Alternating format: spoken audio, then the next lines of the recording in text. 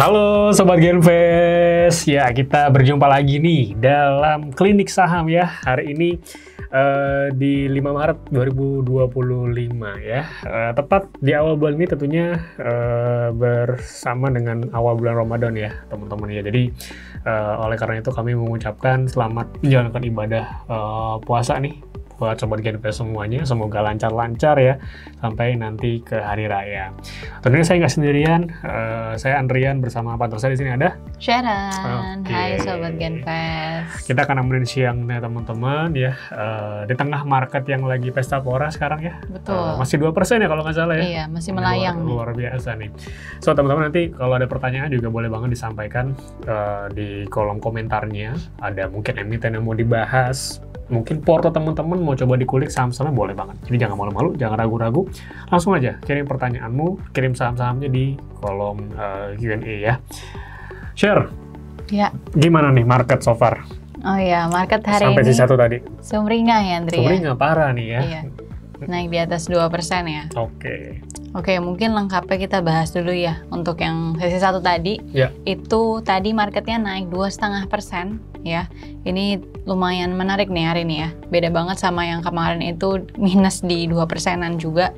Nah, kalau untuk hari ini tadi itu nilai transaksinya mencapai 6,8 triliun ya untuk di sesi 1 tadi.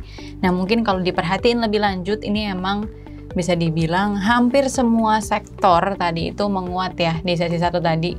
Jadi cuma satu sektor doang yang melemah di 0,30% itu ada healthcare ya. Mayoritas itu mengalami koreksi ya. Kalau untuk healthcare sendiri, mungkin yang terbesar diantaranya itu ada dari Kalbe Pharma, lalu juga dari Hill ya, itu mengalami koreksi. Nah, di samping itu, kalau yang menguatnya cukup signifikan hari ini bisa dibilang mayoritas sektor ya, cuma memang kalau yang terbesar itu ada di teknologi nih. Kalau kita perhatiin ini emang ada salah satu atau beberapa saham yang memang market cap-nya cukup besar ya, bobotnya cukup besar, jadi emang juga menopang pergerakan dari bobotnya juga ya. Untuk dari teknologi itu ada DCII ya, tadi itu menguatnya cukup signifikan. Lalu di samping itu juga ada Goto nih. Jadi Goto juga kembali menguat ya tadi. Dan di samping itu Buka juga masih lanjut menguat nih. Jadi itu jadi penopang ya untuk dari sektor teknologi. Nah, di samping itu emang ada juga kayak perindustrian itu juga menguat di 2,62%. Lalu barang baku ya itu juga mengalami penguatan ya di 2,27%. Dan ini yang menarik, keuangan juga rebound ya. Itu rata-rata big caps atau big banks itu naiknya di atas 2%, bahkan tadi BBRI itu naik sempat di atas 5%, lalu BBNI juga ya. Jadi ini jadi sebuah hal-hal yang ditunggu ya setelah mungkin kemarin turun, lalu beberapa waktu lalu turun. Nah, ini jadi menyambung penguatan yang terjadi 2 hari lalu nih. Itu mungkin ya untuk recapnya ya di sesi 1. Ya, memang market boleh dibilang cukup volatil ya teman-teman ya. Kemarin sempat mengalami koreksi signifikan, hari ini kembali rebound yang cukup signifikan juga. Dan didukung beberapa sektor. Tadi salah satu yang menarik adalah big banks ya. Big banks mereka signifikan sekali. Sebelum saya tadi kesini saya lihat dulu BBNI itu hampir 7%. Coba BBNI 7% kalau nggak salah ya. Ya, sangat signifikan sekali ya teman-teman. Tentu kita berharap kenaikan ini bukan hanya hari ini aja ya. Tapi semoga masih bisa berlanjut ya sampai di hari-hari berikutnya. Karena yang menarik adalah inflow ini 2 hari terakhir udah mulai ada di share ya. Inflow asing, tapi memang secara nominal, secara nilainya ya belum gitu besar gitu ya. Tapi ya hopefully kita lihat bagaimana market stabil mungkin atau enggak ya di hari-hari ke depan deh. Ya, kita lanjut mungkin bisa ke sesi Q&A. Jadi Sobat Genvest nih kalau misalnya ada pertanyaan, jangan malu-malu ya, disampaikan aja di kolom Q&A-nya atau kolom komentarnya. Nanti kita akan bahas nih bareng-bareng. Mumpung Klinik Saham nih masih berlangsung nih ya teman-teman ya. Mumpung masih ketemu kita berdua di sini ya. Betul. Oke, ini ada komen yang masuk nih.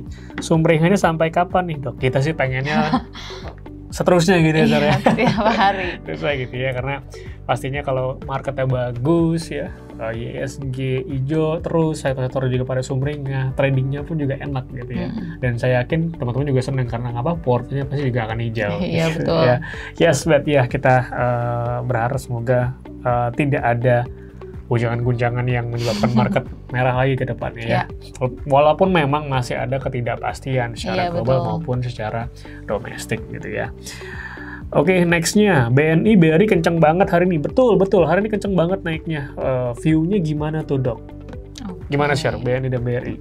BBRI ya, mungkin nih kita bahas teknikalnya ya. Nah untuk BBRI ini emang dia rebound nih. Cuma kalau kita perhatiin ini emang dia masih di trendline, support trendline ya. Dia mantul dari area supportnya. Ini lumayan menarik sebenarnya kalau dia berhasil breakout dari area resist sebetulnya. Nah resistnya itu yang sepertinya akan potensi untuk di hit ya. Itu ada di area 4000. Nah ini jadi level yang kritikal juga ya. Kalau misalkan di break, nah ini potensi untuk ada mulai sinyal bullish reversal lah ya.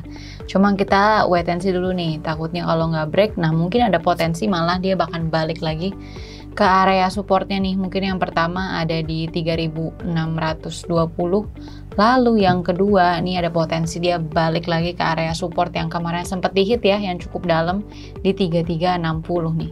Jadi kalau untuk BBRI itu, nah mungkin satu lagi BBNI ya. Oke, kalau untuk BBNI ini kurang lebih sama. Nah, cuma menariknya dia emang udah deket ya sama area resist. Tadi udah sempat di hit, cuman turun lagi dikit nih. Kita lihat mungkin di akhir sesi nanti ya, apakah ditutupnya akan masih strong di atas area resist atau mungkin malah turunnya lumayan dalam nih. Jadi nanti kita lihat dulu. Resistnya itu ada di area 45-40 ya. Syukur-syukur nanti tuh bisa di close-nya itu bahkan di atas level itu ya. Kalau misalkan di atas level itu mungkin ada sinyal-sinyal nih kalau dia akan lanjutin penguatan. Setidaknya bisa naik lagi ke 4760. Itu untuk dari BBNI. Nah mungkin Andri ada ini lagi? Iya. Tambahan? Oke, kalau secara big picture atau dari tren besar sih memang cenderung masih bearish ya sekarang ya. Jadi masih cukup volatil juga teman-teman. Just reminder penguatan belakangan ini yang bahkan soalnya ini hampir signifikan ya. Kalau menurut saya pribadi sih masih belum memberikan sinyal reversal yang solid ya secara trennya teman-teman. Jadi mungkin kalau teman-teman punya posisi trade sebelumnya dan mau sell on strength dulu, mau trade itu boleh banget ya. But kalau untuk jangka panjang, untuk beberapa big banks tadi yang disebutkan dari BNI dan BRI, itu juga masih direkomendasikan add sebetulnya oleh tim research kita ya teman-teman ya. Baik itu tadi ada BRI maupun BNI, kedua ini masih rekomendasi add ya. Untuk BNI sendiri itu rekomendasi add atau buy dengan target price di 5.800 ya, sedangkan BRI rekomendasi juga add ya di level 5.450 ya teman-teman ya. Jadi secara jangka panjang, secara valuasinya ini masih direkomendasikan buy oleh tim research kita teman-teman. Berarti untuk trading atau jangka pendek harap waspada hanya aksi pembalikan arah ya, karena sekali lagi kita menghadapi tren besar secara teknikal ini masih bearish ya teman-teman, seperti itu. Di tengah juga kondisi ketidakpastian ya, dan rasanya juga ini pasti para pelaku pasar menunggu RUPS ya. RUPS yang rencananya akan digelar Maret, ya? Di akhir Maret, ya, kalau nggak salah 24, 25, 26 itu untuk untuk SOI Bank ya, atau Bank BUMN ya, BNI, BRI dan juga Mandiri teman-teman. Oke, kita bisa lanjut ya terkait dengan big banks. Nextnya saham emas ini masih menarik nggak? Oke, ngomongin saham emas ini aku bahas dulu, ini bisa nambahin ya. Oke. Mungkin kita bisa nambahin dari segi teknikalnya ya. Untuk saham emas sendiri, kalau ngomongin harga emas secara tren memang masih cukup bullish ya, masih cukup positif ya. Dan memang emas ini kan sebagai satu instrumen atau aset yang dipandang sebagai safe haven gitu ya, yang biasa banyak diburu, dikoleksi oleh orang-orang ketika memang kondisi ketidakpastian itu tiba. Seperti mungkin terjadi saat ini ya, kondisi perekonomian global itu cenderung tone-nya uncertainty nih, sehingga orang beralih sementara banyak mengkoleksi aset safe haven, sehingga harga gold sendiri secara komoditas ini mengalami kenaikan. Lalu kemudian efek ke saham-saham seperti apa ya? Saham-saham masih punya dalam jangka pendek ini ya, so far nih katalis dari kenaikan harga emas ini cukup membantu, cukup kuat berimpact ke saham-saham emas untuk saat ini ya. Hari ini kalau nggak salah saham-saham emas juga ada yang menguat, salah satunya Antam. Tadi saya sempat Antam ini kenaikan cukup signifikan ya. Oke, dia masih running di 5%, teman-teman ya. Dan Kalau kita ngomong kinerjanya juga dari setahun yang lalu ya, 2024 ya. Ini Antam kalau nggak salah belum keluar nih, tapi nanti kita cek lagi. Seiring dengan penguatan harga emas, ini harusnya memang berimbas positif terhadap nanti pada akhirnya ke kinerja ya, dari ASP yang meningkat ya, dan pada akhirnya laba, kemudian dan juga pendapatan ya, itu harapan juga akan terimbas positif ya, dan juga pasti ada peningkatan yang cukup signifikan. Memang secara komoditinya ini cukup strong banget teman-teman. Jadi menarik sih untuk menantikan nanti full result dari emiten-emiten emas yang saya rasain inline juga dengan kenaikan komoditi yang mengalami kenaikan. Harusnya sih berimbas positif, dan dari pendapatan juga laba harusnya juga punya catatan yang bagus ya teman-teman ya. Kalau teknikalnya gimana sih ngomongin soal kayak Antam, BRMS? Antam sih nampaknya masih prospek nih ya. Kalau kita lihat dari teknikal, ini Antam masih menarik sebenarnya ya. Sebenarnya kalau diperhatiin untuk short termnya, ini memang dia baru breakout dari area sideways-nya dia ya untuk jangka pendeknya. Cuma ini memang kalau keseluruhan dia ini masih ngelanjutin rebound sebetulnya ya. Uptrend dari area dari 14 Juni lah, kurang lebih dari Juni 2024 ini masih lanjut. Nah, untuk penguatan hari ini memang terpantau Antam itu baru breakout dari area resist ya. Ini area resistnya itu ada di 16.10 nih. Ini jadi sebenarnya cukup menarik dari bentuk candle-nya ya, bullish Marubozu juga. Nah, ini mungkin kita bisa banget nih kalau misalkan teman-teman ada yang mau tertarik untuk buy ya, untuk trading, ini bisa banget untuk spec buy. Dimana kalau untuk Antam sendiri target penguatannya ya untuk short term itu ada potensi untuk uji resist di 16.50. Lalu selanjutnya nih akan potensi untuk uji resist, bisa dibilang strong resist lah ya. Ini ada di area 16.90 nih. Jadi itu bisa banget dimanfaatin ya. Kalau untuk di harga sekarang di 16.20, jadi memang ini masih ada potensi yang cukup menarik juga. Sementara kalau untuk area support ya, terdekat untuk supportnya itu ada di 15.90.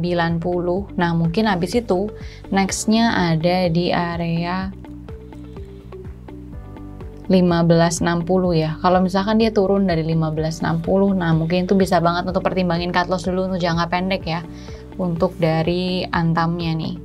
Nah mungkin selain Antam ya, kalau misalkan saham-saham lain selain Antam, apalagi nih Ndre? Mungkin BRMS ya. BRMS juga banyak, seringkali banyak dibicarakan juga dan ditanyakan nih sama Sobat Genvest. Gimana sih BRMS? BRMS hari ini menguat ya? Iya, menguat di 2,75 ya kalau per saat ini nih. Oke, kalau untuk BRMS ini dia masih terpantau uptrend sebetulnya ya, kalau untuk dari big picture-nya sebenarnya. Dan untuk dari BRMS sendiri, ini sebenarnya sekarang pas banget lagi di area support ya. Kalau teman-teman tertarik, ini bisa banget untuk spec buy. Modalnya diatur ya. Jadi mungkin nggak langsung masuk semua, dicicil dulu itu juga boleh. Nah mungkin ini jauh lebih menarik kalau misalkan BRMS itu bisa breakout dari area 388 ya. Ini terpantau jadi minor resist yang beberapa waktu terakhir ini sulit ditembus nih. Jadi mungkin bisa spec buy ya. Kalau misalkan untuk dari penguatannya, target terdekat itu untuk BRMS. Yang pertama itu ke 404, lalu selanjutnya itu ada potensi untuk uji resist di 430. Nah ini jadi lumayan menarik ya ke 430 nih. Oke, sementara selain itu mungkin ya untuk dari area support yang bisa teman-teman pantau itu ada di 362 ya. Bisa pertimbangin cut loss kalau misalkan harga itu turun dari 352. Jadi itu jadi area-area yang was-was juga ya. Karena nextnya selanjutnya supportnya itu ada di area 322 ya. Lumayan jauh. Jadi mungkin itu bisa dipertimbangin ya, level-level tersebut bisa cukup diperhatiin ya. Oke, kita bisa akhirnya episode kali ini. Thank you banget buat Sobat Genvest yang udah hadir, yang udah mengajukan pertanyaan. Nanti kita jumpa lagi dalam Klinik Saham berikutnya. Dan ingat ya, segala hal yang kami sampaikan, opini yang kami sampaikan, disclaimer on untuk investasi tetap ada di tangan teman-teman untuk keputusannya. Thank you, sampai jumpa, sehat-sehat ya teman-teman, dan lancar puasanya bagi yang berpuasa. Thank you, dadah.